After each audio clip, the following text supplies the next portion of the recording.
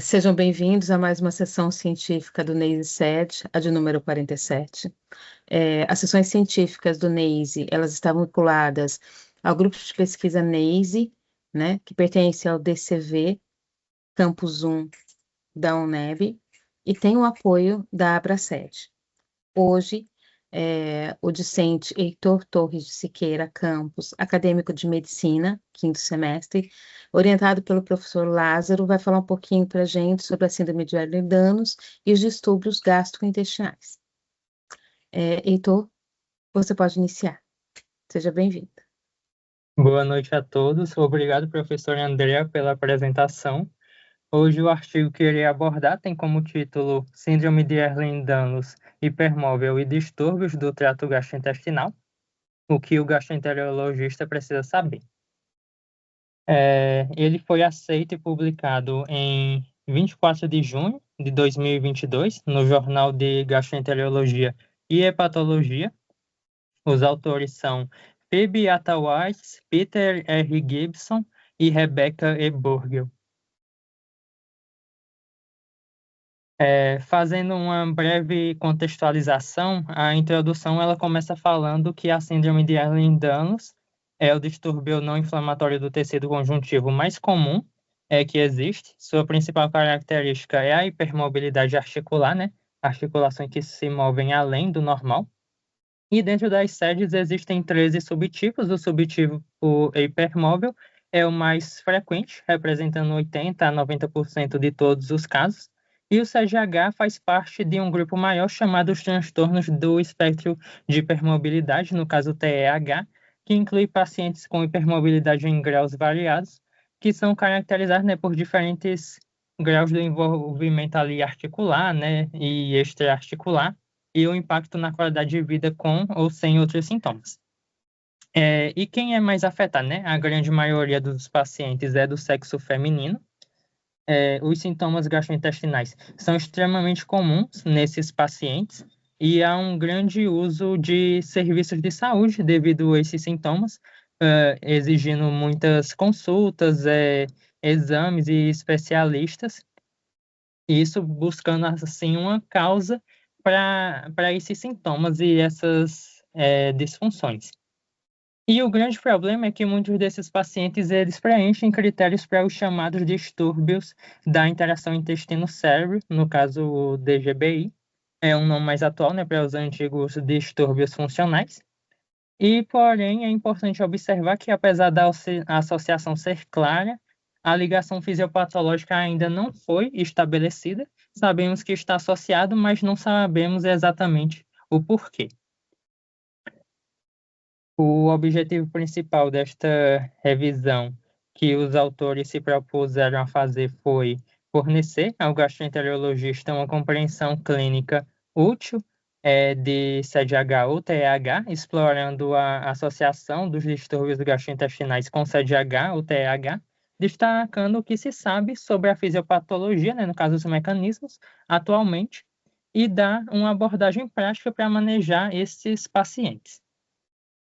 E então, né, para a gente entender sobre como esse artigo foi construído na metodologia, ele trata-se de uma revisão narrativa da literatura atualmente disponível, e os autores fizeram uma busca estratégica em 3 grandes bases de dados, né, no caso PubMed, Procast e Ovid, em que as palavras-chave foram agrupadas em categorias, como termos relacionados a doenças, como CDH, ou termos relacionados aos sintomas gastrointestinais, como gastrointestinal disorders, ou termos sobre o DGBI, como a dispepsia funcional, ou sobre sintomas específicos, né, constipação, diarreia, e termos também sobre possíveis mecanismos, como função autonômica e motilidade.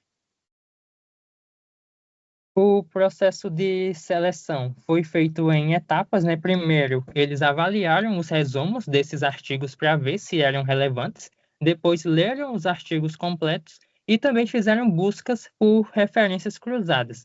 Ou seja, né, olharam as bibliografias dos artigos encontrados para achar mais estudos. E um ponto importante é que os autores eles excluíram estudos pediátricos, então o foco desta revisão é exclusivamente na população adulta. E o CGH ele é considerado o extremo mais grave do espectro. As comorbidades musculoesqueléticas são expressivas, né? Sendo 40% dos pacientes têm fibromialgia, 38% têm fadiga crônica e a dor está presente em praticamente 100% dos casos. Além disso, né, o CGH não é só hipermobilidade, né? As manifestações vão muito além do músculo esquelético, temos manifestações neurológicas, cardiorrespiratórias, autonômicas, uroginecológicas e, claro, as gastrointestinais, que são o foco principal deste artigo. Então, né, a associação entre sintomas gastrointestinais e CGH ou TH foi descrita pela primeira vez há 15 anos. Não é uma descoberta nova, mas só recentemente vem ganhando atenção. E o que os estudos mostram é que, desde então, sabemos que os sintomas gastrointestinais ocorrem com muito mais frequência em pacientes com CGH ou TH do que em pacientes sem essas condições. E um ponto importante é que não é um sintoma isolado, né? É comum o paciente ter ali 2, 3 ou mais sintomas ao mesmo tempo. E uma crítica que os próprios autores apontam é uma limitação significativa da literatura atual, pois é difícil saber a verdadeira prevalência desses sintomas gastrointestinais. E por quê, né? Primeiro, porque houve muita variação na nomenclatura ao longo dos anos. Estudos antigos usavam termos como JHS, o que dificulta comparações. E segundo, porque muitos estudos vêm de grupos de apoio ou clínicas especializadas, onde os pacientes tendem a ser mais graves, o que introduz um viés de seleção. E uma certeza é que em todos os tipos de estudo, seja populacionais, grupos de apoio, clínicas de especialistas, os sintomas gastrointestinais estão associados a prejuízos na qualidade de vida dos pacientes com CDH ou TEH. Isso daí é uma certeza. Falando agora dos resultados, explicando essa tabela 2 que foi adaptada do artigo, ela faz uma comparação entre pacientes com CDH ou TEH e controles sem a condição. E estes dados vêm principalmente do estudo de Inayet e colaboradores de 2018, que comparou 45 pacientes com CDH ou TEH com 90 controles pareados por idade e sexo. Então, observem que a constipação funcional esteve em 73% dos pacientes com CDH ou TH e contra apenas 16% nos controles. Já a dor abdominal teve 69% contra 27% e a diarreia funcional teve 47% contra 9%. Todas com significância estatística pelo p-valor. E já a dispepsia funcional, ela aparece em 38% a 57% dos pacientes, dependendo da fonte, enquanto nos controles varia de 9% a 23%. E a síndrome do intestino irritável também é muito mais comum, afetando de 1/3 a mais da metade dos pacientes. Náusea e refluxo podem chegar a quase 70% dos pacientes em alguns estudos. E o que esses números nos dizem, né? Primeiro, que a constipação é o sintoma mais prevalente, afetando quase 3 em cada 4 pacientes. Em segundo, que a dor abdominal atinge mais de 2/3. E terceiro, que é a regra, né? Não é a exceção, que o paciente ter múltiplos sintomas gastrointestinais simultaneamente. E vale notar que as prevalências são ainda maiores quando olhamos para grupos de apoio ou clínicas especializadas, o que faz sentido, né? Pois são pacientes com quadros ali mais graves e que vão apresentar mais sintomas. Então, agora vamos falar dos DGBI, né? No caso, os distúrbios de interação intestino-cérebro. Esse é o termo moderno para os antigos distúrbios funcionais gastrointestinais, como dispepsia funcional, síndrome do intestino irritável ou constipação e diarreia funcional. E o nome mudou para refletir que há, sim, uma desregulação na comunicação entre o intestino e cérebro. A associação com o CDH e TH é impressionante, pois em um grupo de apoio do Reino Unido, 94% dos pacientes com CDH ou TH preenchiam critérios para os DGBIs, contra apenas 47% dos controles. Já em clínicas de reumatologia, esse número chegava a 91%. E um dado muito importante é que pacientes eles buscam o gastroenterologista por DGBI. Esses que buscam, né, têm mais chance de ter CDH ou TEAH do que aqueles com doenças orgânicas comprovadas, tendo ali como dado 39 versus 28%. E a dispepsia funcional, ela merece destaque porque a ODD's ratio é de 2,08, ou seja, pacientes com CDH ou TEAH têm mais que o dobro de chance de ter dispepsia funcional. E um ponto interessante é que o padrão dos sintomas é o mesmo com ou sem essas condições, o que muda é a prevalência, né? É muito maior no grupo com hipermobilidade, mas talvez o mais importante seja entender que a presença de CDH ou TH piora significativamente, né, o quadro desses pacientes que têm DGBI.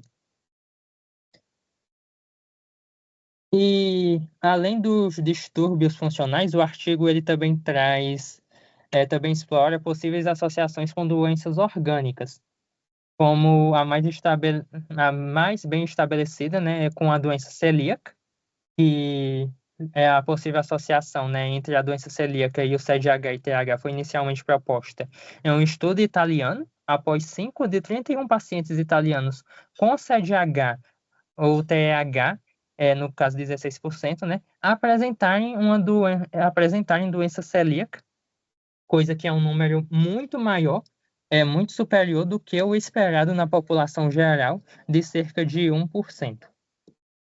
E, para confirmar, né, pesquisadores suecos fizeram uma análise subsequente, né, de um grande registro populacional sueco, a qual identificou uma associação significativa, né, no caso o hazard ratio, de 1,49, que significa que pacientes com doença celíaca têm 49% mais risco de também ter CDH ou TEAH, sendo comprovado histologicamente ali nos métodos que eles utilizaram.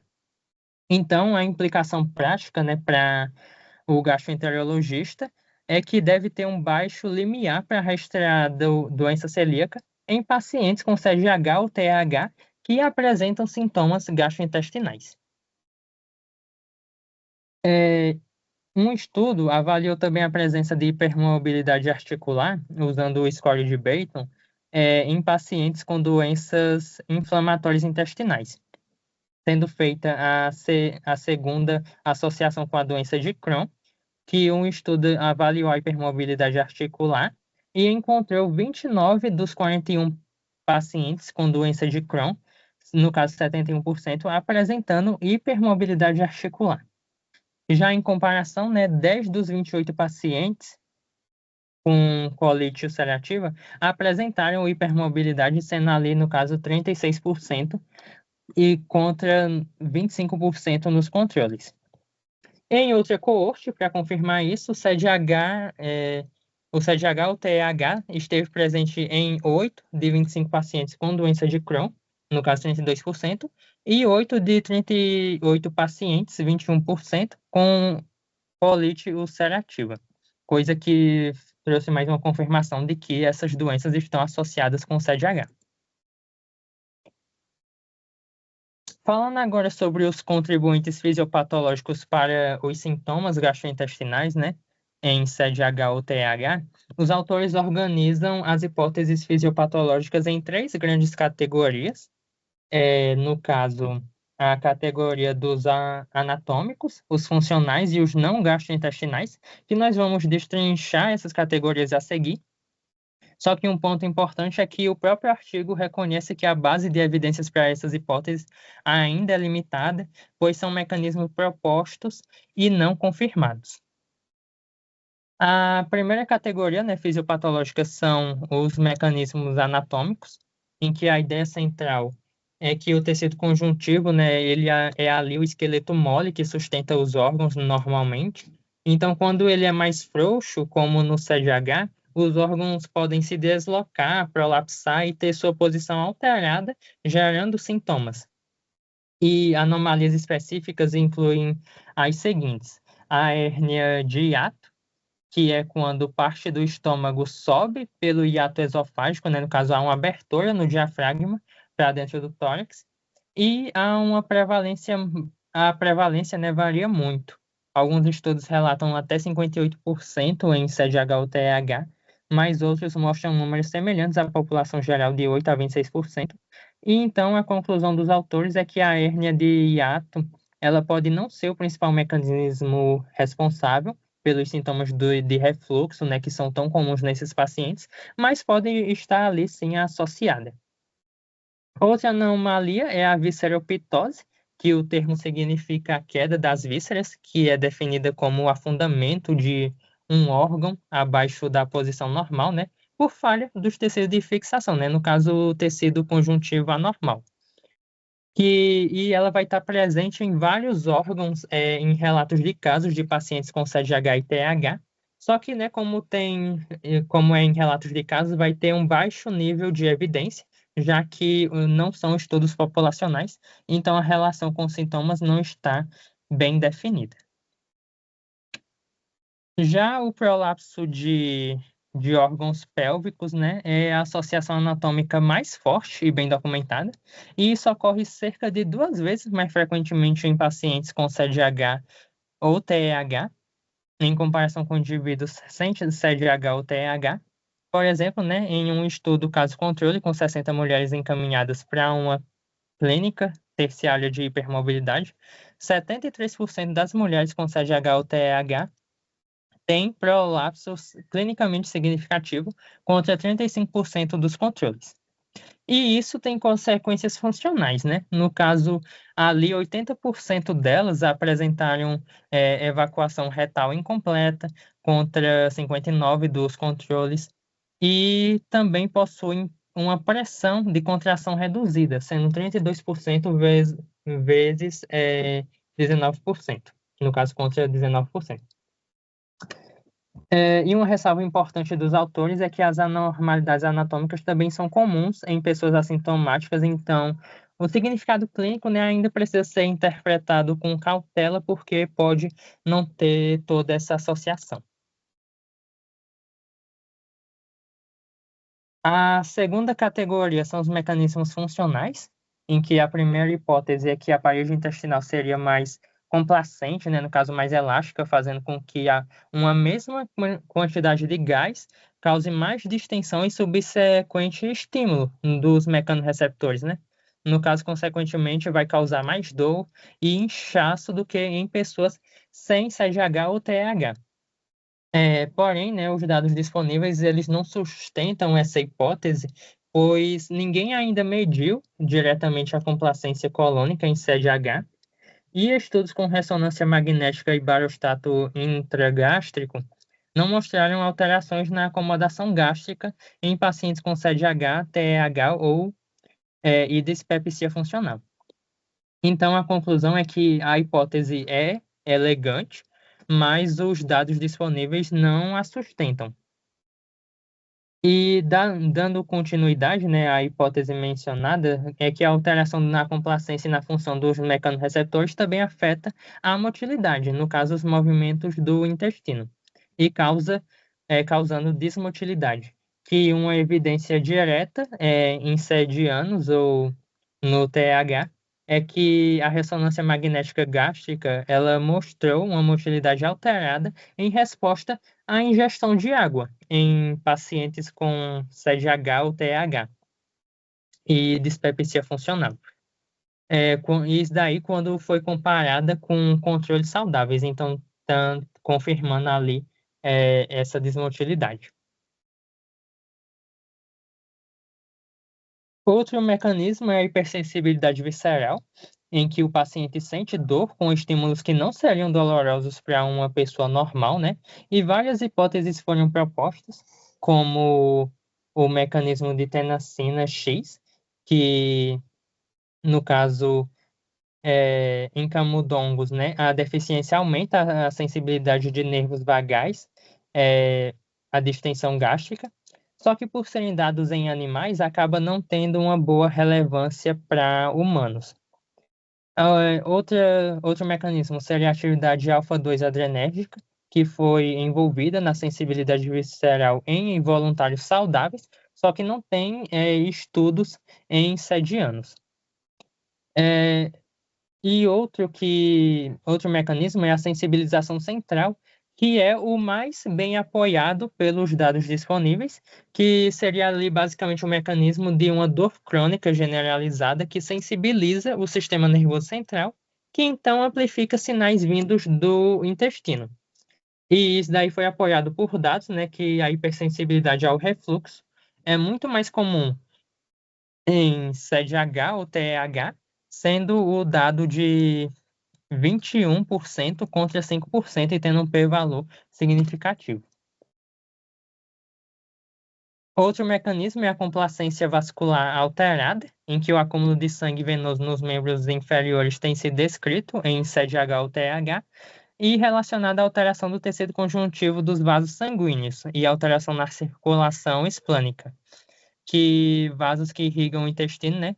No caso, são vasos que irrigam o intestino, que sendo proposto como um contribuinte para os sintomas gastrointestinais. Só que essa hipótese ela não foi testada diretamente, então não tem uma confirmação clara. A terceira categoria são os mecanismos que não vêm do intestino em si, né, mas o afetam diretamente, no caso, os mecanismos não gastrointestinais. E 3 fatores importantes são propostos como contribuintes. A disfunção autonômica, em que o sistema nervoso autônomo desempenha um papel fundamental na manutenção da homeostase do corpo, né, pois controla ali, né, funções involuntárias. E sintomas de disfunção autonômica são muito comuns nesses pacientes e incluem as queixas gastrointestinais. E no caso, 94% dos pacientes com CGH ou TH, em um estudo relataram intolerância ortostática, né, no caso sendo um sintoma autonômico, que no caso seria a POTS, que é a síndrome de taquicardia postural, que afeta de 15 a 41% dos pacientes com CGH ou TH. E quando o POTS, né, e CDH coexistem, o fenótipo é mais grave, né, porque causa ali mais refluxo, mais disfagia, mais DGBI, e se torna mais comum sintomas como náusea, hábito intestinal irregular, do abdominal e constipação, sendo então bem mais sério quando relaciona as duas causas. E a causa desses sintomas provavelmente ela é multifatorial, mas pode estar relacionada a alterações na circulação ali esplânica, que no caso, ou então presença de neuropatia de fibras pequenas, ou a complacência vascular alterada devido à frouxidão tecidual generalizada do CDH. E outro mecanismo relacionado são os efeitos de medicações, que no caso o uso de medicamento ele é muito alto, né, em sedianos, em que 92% dos entrevistados com CDH ou TEH em um estudo fazem uso regular de medicamentos, sendo os opiáceos, né, que seriam uma classe ali de opioides para atenuar a dor, potencialmente os mais problemáticos do ponto de vista gastrointestinal, pois os estudos relataram que efeitos colaterais bem estabelecidos que opiáceos causam constipação, náusea, vômito e sensibilização à dor. E mesmo que não haja uma associação direta comprovada com desmotilidade, os autores alertam que esses efeitos não podem ser ignorados, né, como contribuintes para os sintomas gastrointestinais. E já outros medicamentos, né, que são potenciais contribuintes são os antidepressivos, usados por 15 a 27% dos pacientes com CGH e TH, e esses medicamentos também têm efeitos vasativos sobre o sistema nervoso autônomo e sobre o TGI, e por isso estaria relacionado aos sintomas gastrointestinais. O terceiro mecanismo seria a relação entre a alimentação desordenada e o CGH ou TH, em que pacientes com CGH podem comer mal por múltiplas razões, né? Problemas dentários, disfunção da ATM, né, que seria dor para mastigar, alterações no paladar, o olfato, ou simplesmente porque evitam alimentos que pioram os sintomas gastrointestinais. E o desafio é justamente diferenciar um transtorno alimentar primário, né, seja uma anorexia nervosa, um ARFID, ou de padrões alimentares que são desordenados secundários. E as consequências, né, são graves, no caso a desnutrição, causando descondicionamento físico, perda de massa óssea, fadiga, e tudo isso piora a história natural do CDH, né, contribuindo para uma baixa qualidade de vida para esses pacientes. E agora vamos falar sobre o manejo. Os autores eles são muito honestos desde o início, em que há uma falta de evidências para guiar abordagens terapêuticas específicas para pacientes com CDH ou TEAH. Não existe uma abordagem única, né? Cada paciente é diferente, com combinações variadas de manifestações, dentre as que eu citei. Então, deve ser avaliado caso a caso. E o manejo é de suporte, né, focado nos sintomas e baseado em experiências clínicas ou estratégias adaptadas de grupos de pacientes semelhantes, como o DGBI em pacientes sem CGH, né, que podem ser utilizados os métodos. E devido à apresentação de CDH e TH variar muito entre os indivíduos, o diagnóstico costuma atrasar, sendo referido como a odisseia diagnóstica pelos autores, e por isso é necessário uma maior conscientização, levando a um diagnóstico mais precoce e cuidado multidisciplinar mais rápido. Mas é preciso ter cuidado, né, porque os autores alertam para não usar o rótulo de CDH incorretamente, devendo-se seguir os critérios diagnósticos que são estabelecidos atualmente, que, né, a gente já está cansado de saber. E o artigo ele propõe um checklist prático para o rastreamento, né, que primeiro usa-se o questionário de 5 perguntas de Hacking e Graham, que está na tabela 4 do artigo, se eu não me engano, e considera-se CDH em pacientes com sintomas multissistêmicos associados a DGBI. E depois é importante excluir também condições orgânicas, né? Rastrear a doença celíaca com sorologia específica e doença inflamatória intestinal com calprotectina fecal ou colonoscopia se houver alta suspeita. E isso daí, esses critérios, né, são usados para minimizar a iatrogenia.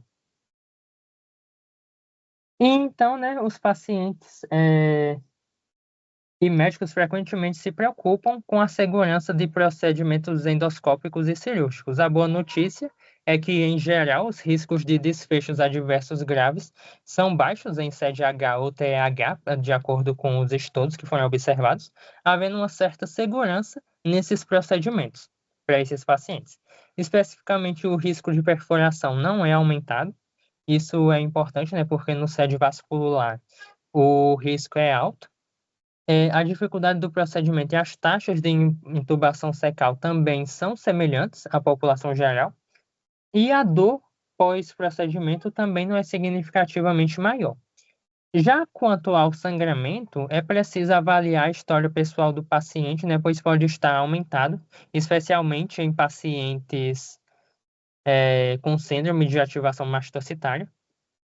E umas considerações especiais que eles apontam é que incluem riscos anestésicos em pacientes com disfunção autonômica, problemas na ATM ou instabilidade cervical, além da fragilidade tecidual e o cuidado para não hiperestender articulações durante a mobilização, né, que esses pacientes eles podem acabar sentindo muita dor e desconforto.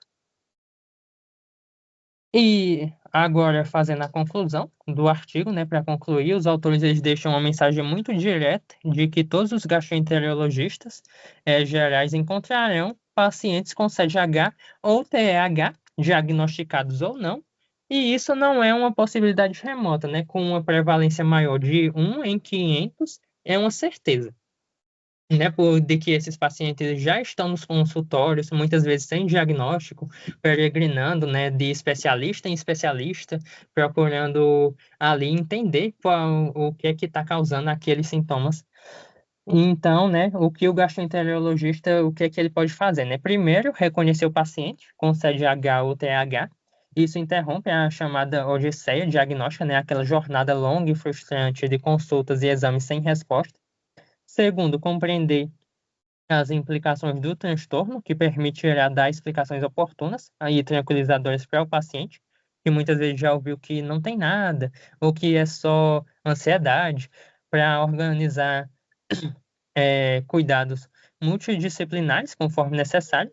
E como vimos, né, o CDH afeta múltiplos sistemas, né? Então a abordagem precisa ser integrada, envolvendo gastroenterologia, reumatologia, cardiologia, fisioterapia, psicologia e nutricionistas, para poder fazer essa melhor abordagem. E minimizar investigações e terapias inadequadas, né? Que isso reduz a iatrogenia e custos para o sistema de saúde. Dessa forma, né, segundo os autores, os gastroenterologistas têm a oportunidade de melhorar os resultados a longo prazo desses pacientes, ou seja, né, ele tem um papel crucial no desfecho clínico desses pacientes, e por isso é tão importante viver se atualizando e buscando informações sobre esses tipos de condições. Encerro minha apresentação por aqui. Apresentação, muito obrigado. Nós vamos abrir agora para as perguntas. Alguém tem algum questionamento para Heitor? Esther? Boa noite, Heitor, parabéns pela ótima apresentação. Eu já tinha dado uma lida antes um pouco acerca da parte dos distúrbios do trato gastrointestinal, especialmente para a página que a gente tem no site sobre temas relacionados a CDH. Aí eu fiquei curiosa, se daí não foi um dos artigos que eu acabei lendo. O que eu li estava bem mais voltado à parte bem mais dos distúrbios, os antigos distúrbios funcionais, né? Aí eu queria saber se você achou outros artigos que também falassem desse tema de uma maneira ampla, como esse trouxe, ou se realmente esse foi um caso especial. Imagino que não tenha nenhuma sistemática, nem algo do tipo, né? Geralmente cai mais para revisão narrativa. Sim, muito obrigado, Esther. Basicamente, esse daqui foi um dos artigos que eu achei assim mais completo, né? Ele é bastante grande e denso, com uma vasta quantidade de informações. Sobre as disfunções autonômicas, eu acho que em um dos artigos que eu estava vendo semestre passado, acho que eu até vi alguns sobre disfunções autonômicas, que também confirmava essa quantidade de sintomas, né? Autonômicos, principalmente da disfunção, né? Também relacionando assim com o POTS, a CDH. Então, acredito que sim, tem outros artigos que estão falando sobre esse tipo de relação, né, de associação do CDH com esses outros tipos de condições autonômicas. E também porque, assim, muitos dos sintomas, né, aparentemente os mecanismos explicam a partir das disfunções, né, como o da vascularização, né, que muitas vezes a vascularização ali não está sendo bem regulada por conta dessa disfunção, e aí pode acabar causando a maior parte dos sintomas gastrointestinais. Ok. Professor Lázaro, você quer complementar alguma coisa? Boa noite a todos, boa noite a todas. Gostaria de parabenizar Arthur, ou Heitor, que leu o artigo direitinho e que discutiu comigo no sábado. Uma apresentação bastante integradora, limpa, clara, concisa. Estava um pouco grande inicialmente, eu pedi ele para reduzir um pouco. E agradecer a todos vocês aí. E eu acho que esse é um tema bastante importante, né? Essas alterações gastrointestinais. Agora que a gente vai estar com uma missão aí, nós estamos com essa missão de elaborar essa cartilha e o manual. Eu fico muito feliz e contente aí com o empenho de Heitor, tá? Heitor, parabéns, valeu aí o esforço, a dica e a persistência de estar no sábado à noite aí junto comigo elaborando esse negócio, tá? Um abraço a todos. Qualquer coisa eu estou por aqui. Obrigado, estamos aí nessa luta, né, nesse esforço.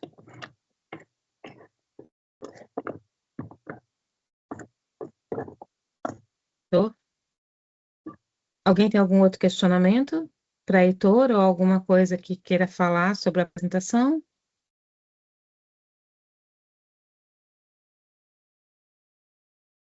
Vitor? Olá, boa noite a todos. Eu queria primeiramente parabenizar Heitor pela apresentação, acho que ficou bem explícito a apresentação dele. Durante a apresentação ele acabou falando em relação às complicações que essas pessoas com CDTH têm, que no caso é a constipação, do abdominal, diarreia, entre outros. Fora, sem focar basicamente no colágeno, ele falou que a má alimentação acaba colaborando para esses fatores que são os distúrbios do trato gastrointestinal.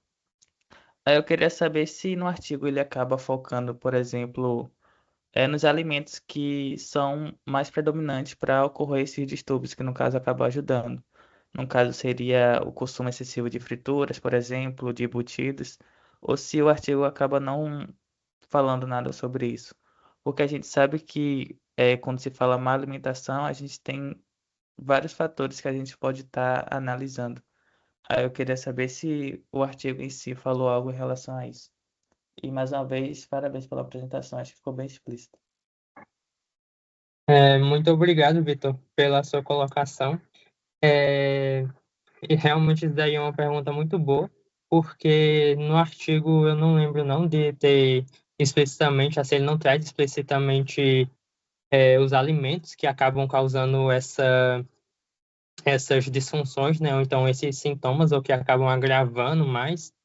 Na verdade, ele traz só mais que a alimentação, né? Tipo assim, meio que basicamente a falta de alimentação por conta de outros problemas, né? Que esses pacientes têm, como problemas dentários ou dificuldade para mastigar.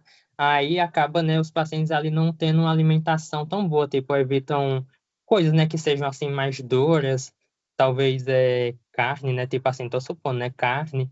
Aí talvez por conta disso daí acabe levando as condições dos sintomas gastrointestinais, né, o, que o artigo aborda, né, que no caso ali causando uma desnutrição que acaba agravando a qualidade de vida desses pacientes que já é tão prejudicada, né?